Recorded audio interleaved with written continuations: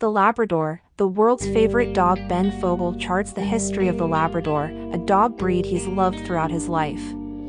The Labrador is synonymous with loyalty, dependability, cheerfulness, and a big appetite.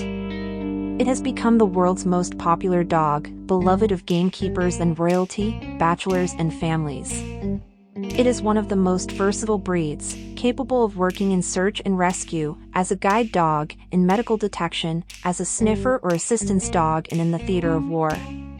The Labrador has been the faithful companion of presidents and prime ministers, Clinton, Kissinger, Mitterrand, Chirac and Sarkozy to name a few. It's the musician's dog of choice, from the late Frank Sinatra to Keith Richards and Paul McCartney, as well as Hollywood royalty such as Arnold Schwarzenegger, Sylvester Stallone and Kevin Costner, and literary greats Ernest Hemingway and Roald Dahl.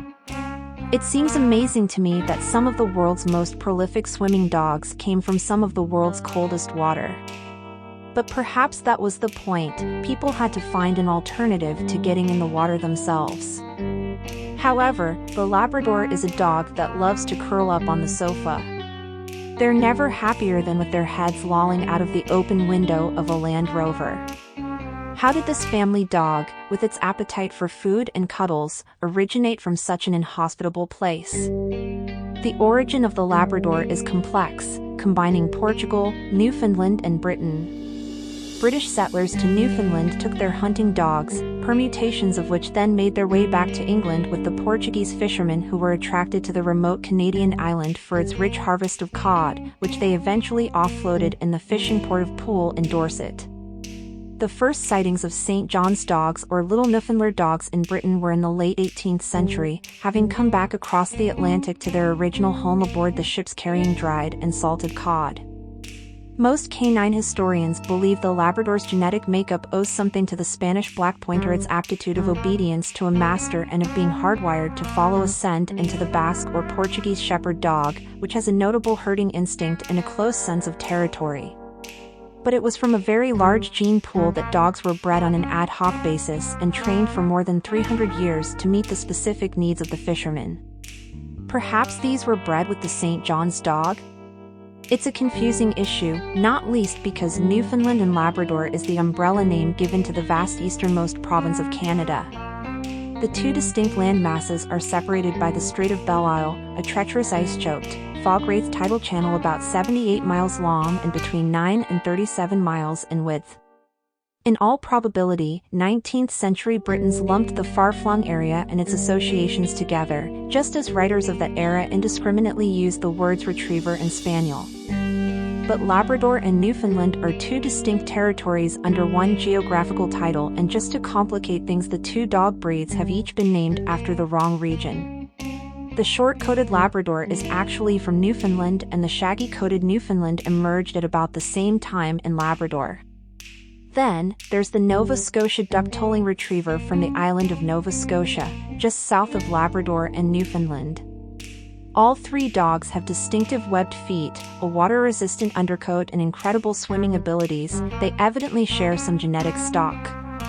Most historians agree that the native inhabitants of Newfoundland, the Beothuk, didn't have dogs. Nor did the pre-Inuit settlers, the Dorset Eskimos. Others insist there would have been Inuit, Innu and Micmac dogs left by the region's Aboriginal peoples, as well as descendants of the Norse dogs. We must assume, therefore, that the Labrador descends from a mix of genes from the various dogs taken on board ship by Spanish, French, Portuguese and English fishermen, for whom dog trading had become a lucrative subsidiary. Canny sailors also sold the ice used to preserve their catch and, increasingly, established a dog import trade. The dog's water skills were much talked about. They feature in old stories as near mythical water dogs, as fetchers of sailors' hats in icy waters and blustery gales, big-hearted, trainable and intelligent. They could swim with ropes in their mouth, and sometimes, so the stories went, paddled out to the aid of ships in distress. They retrieved whatever their master bade them. The proud seamen would put on a show of human canine teamwork for the assembled crowd, in which the dogs retrieved items thrown over the side of the boat.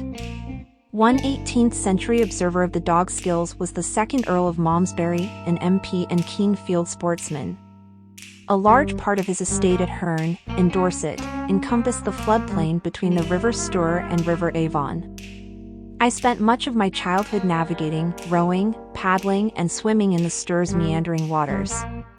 My school was built on its floodplains. A distinctive memory was of flooded sports fields. How did the Labrador go from being a fisherman's companion to a specialist wildfowl retriever prized by a small elite circle in Britain to the world's most popular domestic dog? The answer begins with another milestone in history, the development of the breech-loading gun in the late 19th century. The significant reduction in reloading time gave rise to the popularity of driven game shooting. Labradors were the only dogs that could keep up with the guns.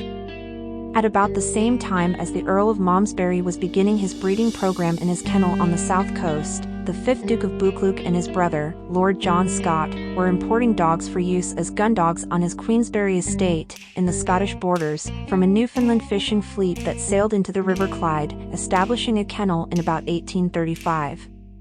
One of the Duke's dogs, Brandy, earned his name on his journey across the Atlantic. Having been sent overboard in a heavy sea to fetch the cap of one of the crew, the young dog spent 2 hours in the water before he could be picked up again, by which point he was so exhausted that the sailors had to revive him with brandy. According to records, in 1871, the Earl of Malmesbury's neighbor Major Radcliffe, who had patrolled Poole Harbour with the Earl admiring the fishermen's sea dogs, imported a dog from Newfoundland called Turk. He sired the line that included Ben of Hyde, the first yellow lab to be registered. By the early 1880s, the original Buccleuch strain had died out. This could have signaled the end of the Scottish lineage of the Labrador Retriever were it not for the 6th Earl of Malmesbury, who gave them a pair, descended from our own imported dogs.